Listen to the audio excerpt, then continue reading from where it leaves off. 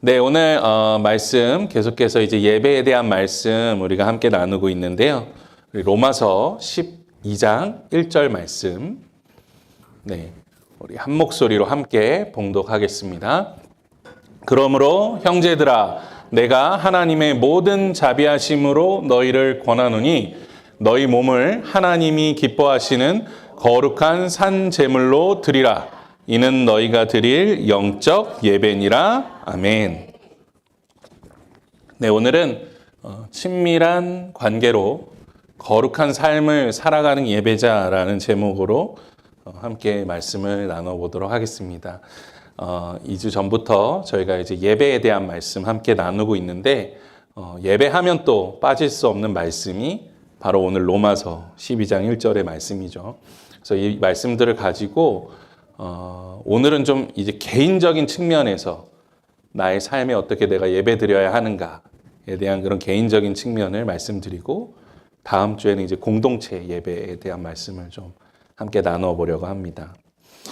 오늘 말씀, 이 로마서 말씀은 사도 바울이 로마 교회에 보내는 말씀이죠. 그런데 우리가 이제 초대교회 생각할 때 가장 문제가 많은 교회 하면 떠오르는 교회가 고린도 교회죠. 고린도 교회가 참 문제가 많았다. 우리가 그렇게 알고 있는데 사실 로마 교회도 이 고린도 교회만큼 그런 많은 문제들을 가지고 있는 그런 교회였습니다. 특히 로마 교회가 가지고 있는 가장 큰 문제 중에 하나는 뭐였냐면 분열이었습니다. 나눠졌다는 거죠. 그래서 로마서 16장, 이 로마서의 마지막 말씀 보시면 거기에는 이제 사도 바울이 로마 교회 지도자들에게 이제 안부를 묻는 그런 말씀이 나오죠. 그런데 어떤 이 목사님께서, 한국에 있는 목사님께서 이 로마서에 대한 이 세미나를 해주시면서 그것을 잘 정리해 주셨는데, 우리도 이제 미국에서 살다 보면 여러 문화권의 사람들을 만나게 되고, 이제 그 사람들을 만나서 이름을 들어보면, 그 사람이 어느 나라 사람인지 알 수 있잖아요. 그죠? 한국 사람들은 한국 사람들만의 그 이름의 특징이 있고, 또 중국 사람들은 중국 사람들만의 그런 특징이 있고, 또 여러 나라가 가지고 있는 그런 이름의 특징들이 있죠. 그 로마서 16장을 보면 그 이름들의 특징이 그대로 드러난다는 거예요. 이 사람은 유대인이구나. 이 사람은 이방인이구나. 또 어떤 사람들은 이름이 어떤 출신들이 있겠습니까? 노예 출신들의 이름도 있고 또 귀족 출신들의 이름들이 있죠. 그래서 이런 것들을 계속해서 뭐가 자꾸 연결이 되네. 네. 괜찮아요. 꺼주시면 될 것 같아요. 네. 그럼요. 그래서 그러한 이름들을 이렇게 따로따로 모아 보니까 이 로마 교회가 이제 이방인들이면 이방인들, 유대인들이면 유대인들, 그리고 노예들이면 노예들, 귀족들이면 귀족들, 이렇게 교회가 분열되어 있다는 것을 이야기해 주는 그런 모습이라고 이야기하더라고요. 그러니까 로마 교회는 어떤 하나의 로마 교회가 아니라 이미 여러 교회로 많이 나뉘어져 있던 거죠. 그 어떤 인종적인 특징, 문화적인 특징, 또 물론 언어적인 특징도 있었을 것이고 또 교리적인 특징도 있었을 것입니다. 그러니까 율법주의자들, 또 은혜주의자들, 은혜만 최고다, 율법만 최고다 이렇게 생각하는 사람들끼리 서로 모여서 예배를 드리기 시작한 거죠. 그러니까 이렇게 서로 로마 교회가 편을 나누어서 이렇게 나뉘어지다 보니까 이제 서로 어떻게 하게 되나요? 야, 우리 교회가 최고야 라는 그런 자랑들을 서로 하기 시작하는 거죠. 그러면서 우리 교회가 더 돋보이기 위해서 어떻게 합니까? 이 예배 때 어떤 예배의 본질을 중요하게 여기기보다는 어떻게 해요? 보여지는 것. 이 외적인 것을 더욱더 강조하기 시작하는 것이죠. 그러니까 형식적인 예배, 또 형식적인 모임에 집중할 수밖에 없게 된 것이죠. 그래서 사도 바울이 이 로마교회 성도들에게 전하는 이야기는 너희가 예배를 드릴 때 어떤 외적인 것, 어떤 형식적인 것에 집중하지 말고 이제는 이 예배 본질에 집중해라. 이 예배 본질에 집중해라. 라는 뜻으로 이 말씀을 전하고 있는 것입니다. 이 로마서 12장 1절 말씀이죠. 우리가 어떤 예배를 드려야 한다는 거예요? 영적인 예배를 드려야 된다. 영적인 예배. 그러니까 어떤 육적인 예배, 외적인 예배, 형식적인 예배가 아니라 영적인 예배를 드려야 된다는 거예요. 예배 본질을 찾아야 된다라고 이야기하고 있는 것이죠. 그렇다고 우리가 예배 드릴 때 형식이 중요하지 않은 것 아닙니다. 그러니까 외적인 것도 물론 중요합니다. 하지만 우리가 본질을 잃게 되면, 본질을 떠나게 되면 외적인 것이 아무리 좋아도 우리가 예배 가운데에서 은혜를 누릴 수 없는 것이죠.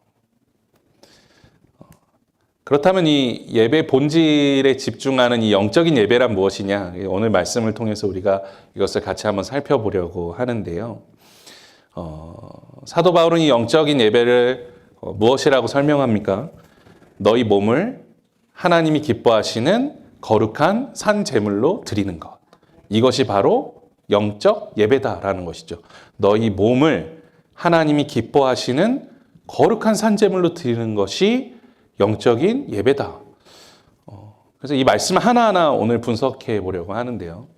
먼저 이 몸이라는 것, 몸을 드린다. 몸을 드린다는 게 무슨 말일까? 이것은 이제 헬라어로 소마인데요. 소마라는 단어 가끔씩 들어보셨을 겁니다. 이 헬라어는 이 body라는 뜻을 가지고 있어요. 몸이라는 뜻도 가지고 있지만 더 넓게는 life, 우리의 삶 전체를 의미하는 그런 단어입니다. 그러니까 우리가 예배를 드릴 때 우리 몸이 어디에 가서 예배를 드리는 것도 중요한데,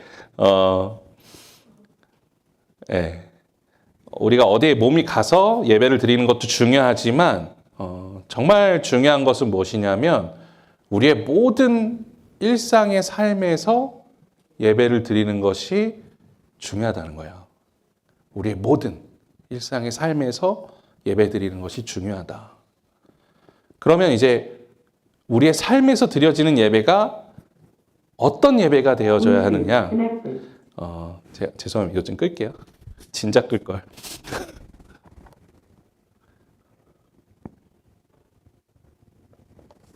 네, 꺼졌나 모르겠네. 네, 우리 삶이 예배를 드려야 하는데, 그러면 이 삶으로 예배 드린다는 게 대체 무엇이냐? 그것은 거룩한 산 제물이 된다는 것입니다. 거룩한 산 제물이 된다는 것. 그래서 이거 단어를 또 하나하나 한번 분석해 볼게요. 그러면 거룩하다는 건 뭘까요? 거룩하다. 우리가 거룩하다는 이야기 많이 하잖아요. 제가 성도님들께 만약에 이런 질문 드린다면, 우리 성도님 거룩하십니까? 거룩하십니까? 라는 질문을 들었을 때 어떻게 대답하시겠어요? 저는 거룩합니다. 라고 말하기에 또 자신이 없고, 그렇죠? 또 거룩하지 않다라고 말하기엔 또 내가 그리스도인인데 어떻게 대답을 해야 할지, 사실 이것은 이 거룩함이라는 의미에 대해서 우리가 제대로 이해하지 못하고 있기 때문에 이 답을 할 수가 없는 거죠. 그러니까 우리가 생각하는 거룩함은 어떤 겁니까? 이렇게 쳐다보기만 해도 경건하고 너무 순수한, 그러니까 세상적으로 표현하면 마치 이게 돌을 닦은 사람이 세상을 초월한 듯한 그런 모습을 하고 살아가는 것을 보면서 저 사람 거룩하다라고 표현할 수 있을 것 같아요. 하얀 옷을 입고 때묻지 않은 그런 삶을 살아가는 것 같은 모습을 보면서 거룩하다라고 생각할 수도 있을 것 같아요. 물론 그것이 거룩의 한 부분이 될 수는 있습니다.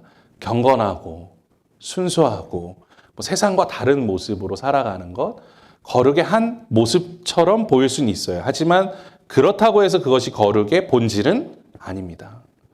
그러니까 거룩이라는 단어, 이 헬라어 하기오스와 히브리어 카도시라는 단어인데, 이 두 단어는 뜻이 동일합니다. 그것은 무엇이냐면 구별됐다라는 뜻이에요. 거룩은 구별됐다라는 뜻입니다. 그러니까 세상과는 다르다라는 것을 의미하는 거예요. 그 단어 자체로는 세상과는 구별됐어. 그런데 이것을 조금 더 신학적으로 가지고 들어와서 이야기하면 우리는 무엇과 구별된 삶을 사는 거예요? 죄와 구별된 삶을 사는 거예요. 죄와 구별된 삶. 즉 하나님과 함께하는 삶이죠. 그게 죄와 구별된 삶. 하나님과 함께하는 삶. 그래서 이 거룩이라는 단어를 생각할 때 빼놓을 수 없는 단어가 있는데 그것이 바로 흠없다라는 단어입니다. 결국 이 로마서 12장 1장도 제사제도에 대한 이야기를 하고 있고 이 레위기에서도 가장 중요한 단어 중에 하나가 흠없다라는 단어인데 이 레위기 1장에서 구약 제사제도 중에 우리가 속죄 제물을 드리는데 그 제물의 조건이 뭐예요? 흠없는 동물입니다. 흠없는 짐승입니다. 먼저 이 흠없는 짐승은요, 우리가 사오는 제물이 아니에요. 사오는 제물이 아닙니다. 이 레위기 1장 2절 말씀 함께 보겠습니다. 이스라엘 자손에게 말하여 이르되 너희 중에 누구든지 여호와께 예물을 드리려거든 가축 중에서 소나 양으로 예물을 드릴지니라 라고 말씀해요. 그러니까 흠없는 이 짐승은 가축 중에서 고르는 거예요. 그러니까 이 이스라엘 문화를 이해해야 되는데 가축은 집에서 기르는 짐승이죠. 그래서 이스라엘 사람들은 가축이 이제 태어날 때 그 가축들 중에서 선별해서 흠이 없는 이 양이나 소를 특별히 기르기 시작하는 거예요. 제사를 위해서. 태어날 때부터 흠 없는, 상처 없는. 그러니까 그 중에 제일 좋은 것이겠죠. 제일 좋은 그 짐승을 내가 속죄 제물로 드리기 위해서 기르는 거예요. 정성스럽게 기르는 겁니다. 상처가 나지 않도록, 또 병에 걸리지 않도록, 또 해충이 짐승을 해하지 않도록 그렇게 정성스럽게 이 짐승을 기르는 거예요. 어떻게 보면 지금 애완동물에게 쏟아내는 그런 정성으로 이 짐승을 기르는 거죠. 그리고 그렇게 기른 짐승을 제물로 드리는 거예요. 이것이 바로 흠없는 제물입니다. 사실 그래서 예수님께서 성전에 가셔서 막 채찍을 휘두르시면서 노끈으로 채찍을 만들어서 휘두르시면서 화를 내시는데 여기에 바로 이 이유가 함께 있는 겁니다. 그러니까 제물은 자신이 기른 짐승들을 드리는 게 맞는 거예요. 물론 하나님께서 세부 규정을 주셨어요. 그러니까 짐승이 없는데 어떻게 해요? 기를 수 없는 사람들 있잖아요. 가난한 사람들. 그 사람들은 어떻게 해요? 가서 비둘기라도 잡아다가 드려라 그거예요. 그러니까 그런 사람들을 위해서는 뭐 그걸 잡아오든 사오든 할 수가 있어요. 하지만 일반적으로는 길러진 짐승을 드려야 돼요. 그런데 이 이스라엘 사람들이 제사를 드려야 된다는 거에만 집중하다 보니까 어떻게 해요? 자꾸 빠른 길을 택하는 거예요. 처음에는 어떻게 해요? 밖에서 막 사가요. 집 근처에서 사가겠죠. 마치 집에서 가져온 것처럼. 그러다가 점점점 어떻게 해요? 성전 앞에서 사요. 그러다가 이제는 그게 어떻게 된 겁니까? 성전 안에서 사요. 그것도 귀찮아지는 거예요. 갖고 오는 것도 귀찮아지는 겁니다. 예수님께서 그 때문에 화가 나신 거예요. 사람들이 아무 노력이나 정성 없이 그저 돈 주고 흠없는 재물을 사서 드리는 그 모습은 마치 거룩을 돈을 주고 사려고 하는, 거룩을 훔치는 것과 같은 도둑질을 하고 있는 것과 같은 것이죠. 더군다나 그걸 종용하는 사람들 누굽니까? 바른 제사를 이끌어야 하는 제사장들이 오히려 그것을 부추겨요. 성전에 사라고. 장사하는 거죠. 그래서 예수님께서 분노하신 겁니다.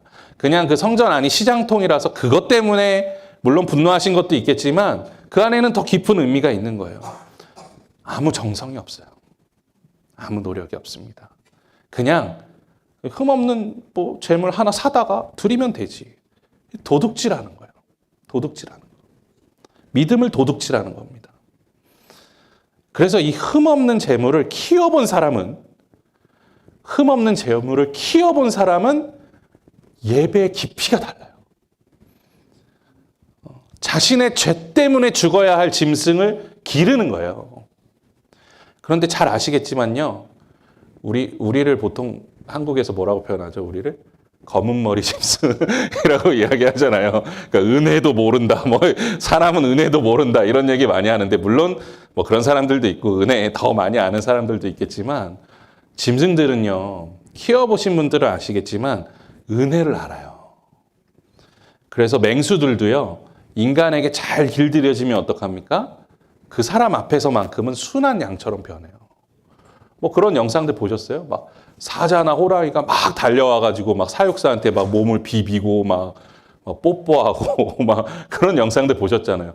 그 맹수들이 은혜를 입으면 그렇게 순한 양처럼 변하는 거예요. 특히나 양이나 소는 주인을 더 잘 따르기로 유명합니다. 성경에서도 이야기하잖아요. 양은 주인의 뭘 알아요? 목소리를 알아요. 음성을 알아요. 그러니까 집에서 제사를 드릴 짐승을 잘 키운다고 생각해 보세요. 이 짐승들이요, 주인의 발걸음을 알아요. 그러니까 얼마나 정성스럽게 키우겠어요. 아, 주인이 나를 정말 사랑하는구나, 좋아하는구나 생각할 거예요, 이 짐승들도.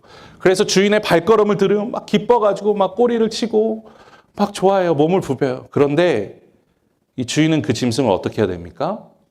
죽여야 돼요. 제사를 드리는 제도에 대해서 말씀드렸죠? 제사장이 죽이는 게 아니에요. 내가 죽여요. 그러니까 제사를 드리는 그 사람의 마음이 얼마나 아팠을지 상상이 되시나요? 대충 키운 짐승이 아니에요. 정성스럽게. 흠이 없게 하기 위해서. 정성스럽게 키운 그 짐승. 그러니까 이건 그냥 성전에서 아니면 저기 바깥에서 어디 사다가 죽이는 제물하고는 전혀 다른 깊이가 있는 거죠. 그래서 그 속죄 제사를 드릴 때마다 이 제사 드리는 사람들이 그 흠없는 양과 소를 죽이며 제사를 드릴 때 어떤 생각을 하겠습니까? 나 더 이상 이 제사 드리고 싶지 않다.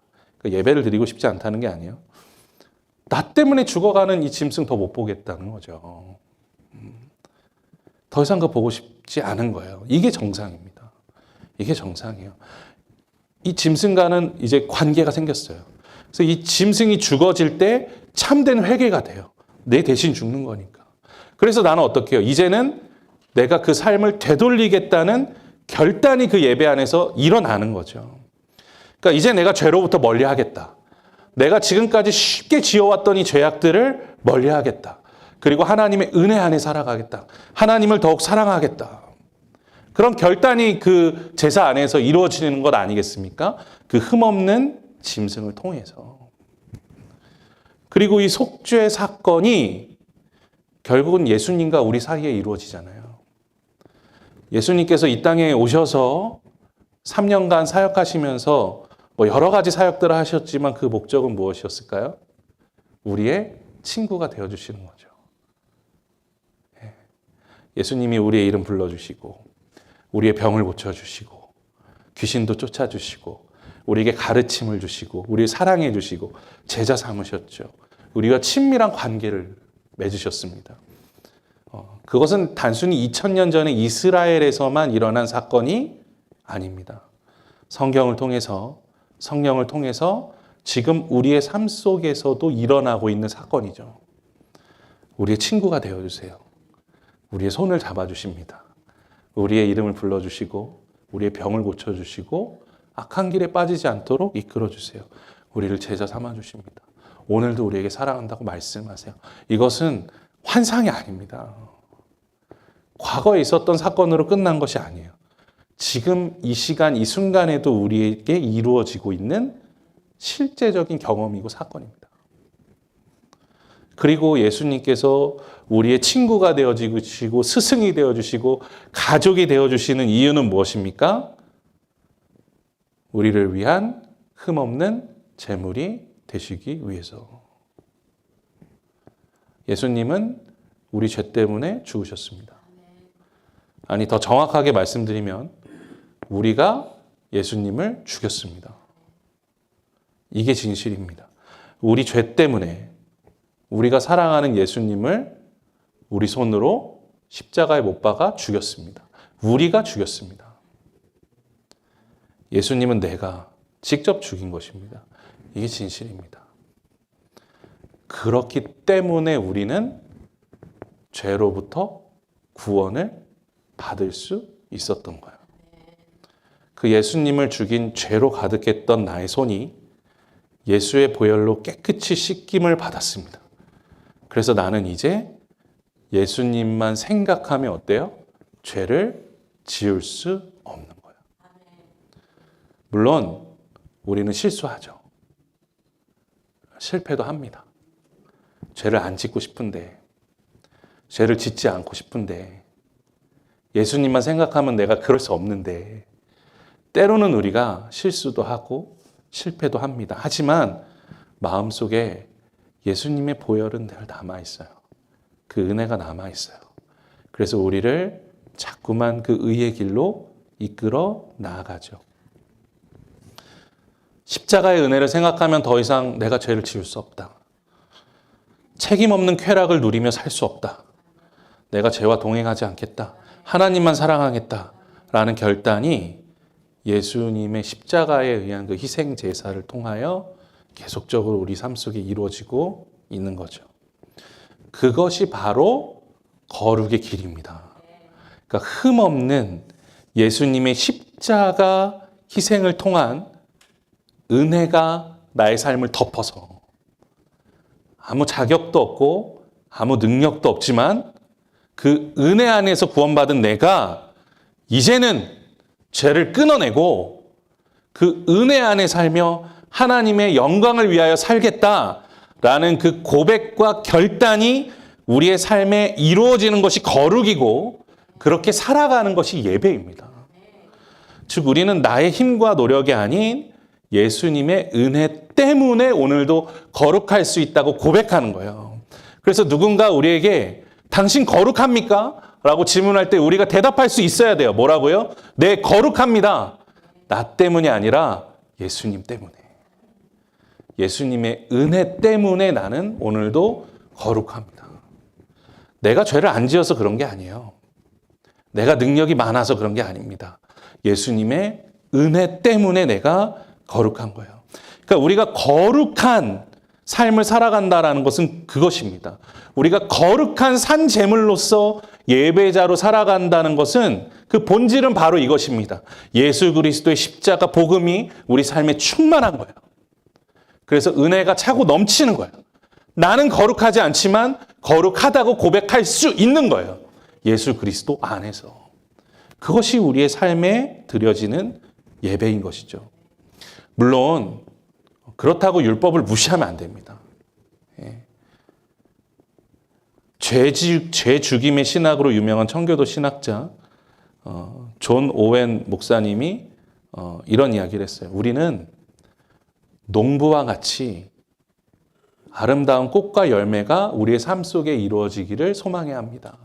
예수님께서 우리를 대신하여 죽으심으로 우리의 마음밭을 준비해 주셨습니다. 그러면 이제는 우리가 무엇을 해야 합니까? 이 안에서 꽃과 열매를 길러내야 하는 거예요.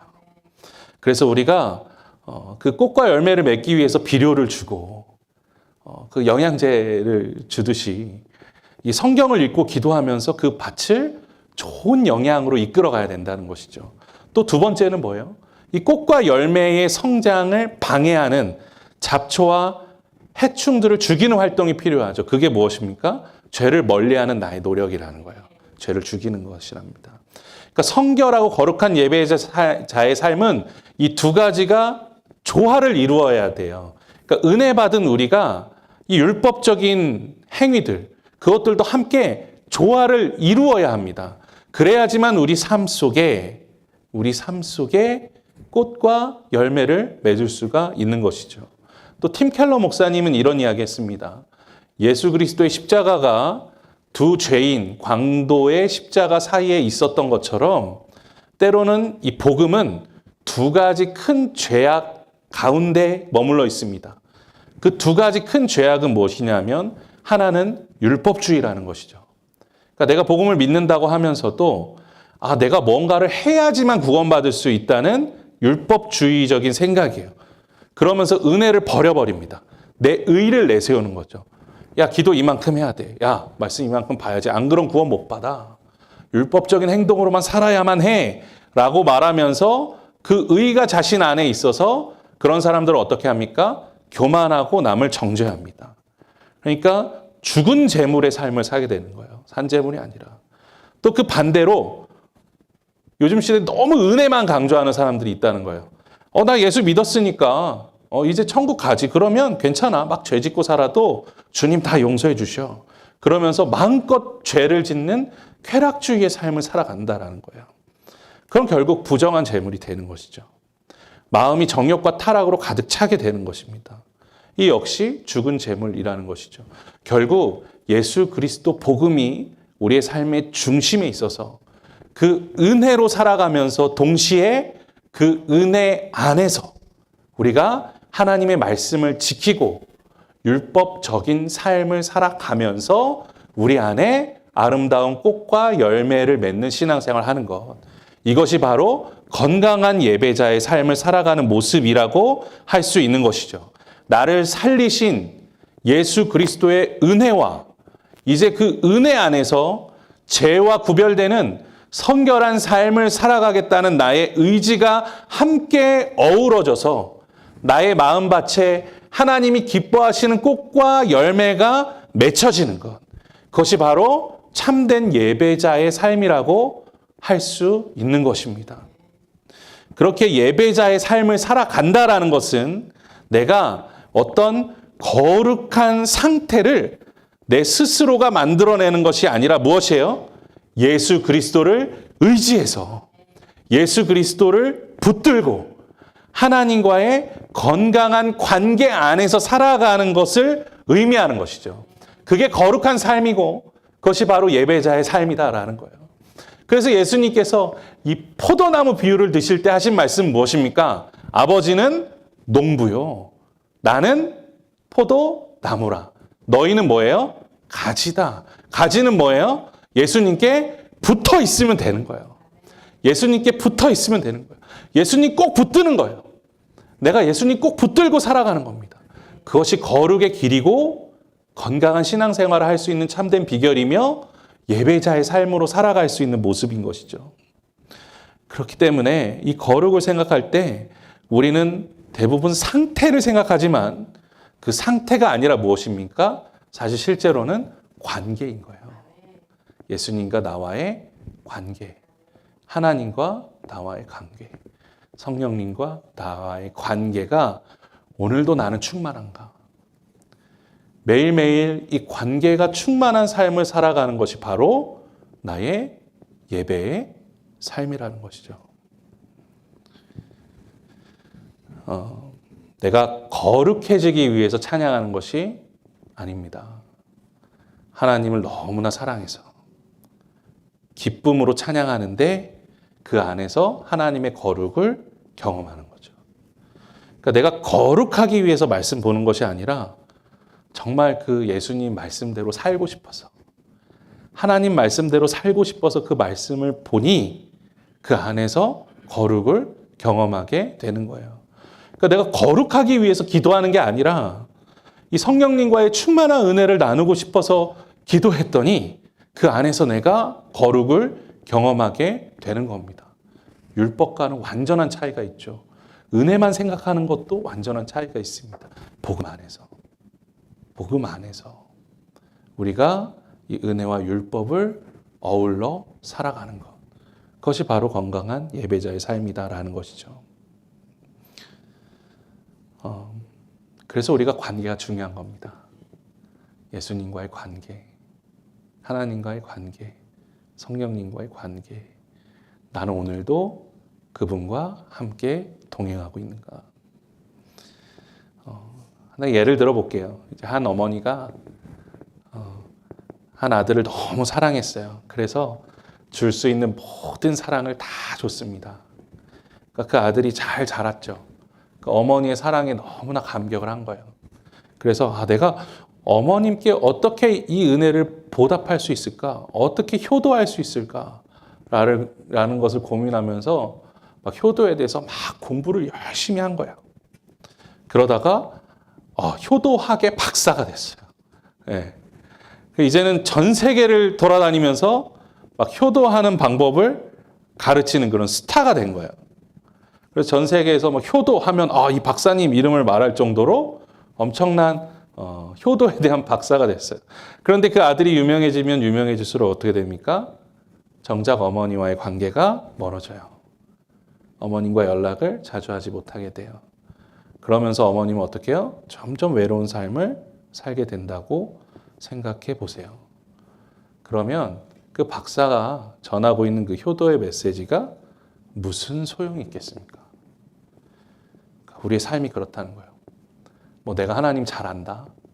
나만큼 열심히 기도하고 나만큼 열심히 말씀 보고 나처럼 열심히 하는 사람이 어딨냐? 과연 그것이 정말 하나님 기쁘시게 하는 거냐? 아니요. 본질을 찾아야 된다는 겁니다. 오늘도 나는 하나님과 동행하고 있는가?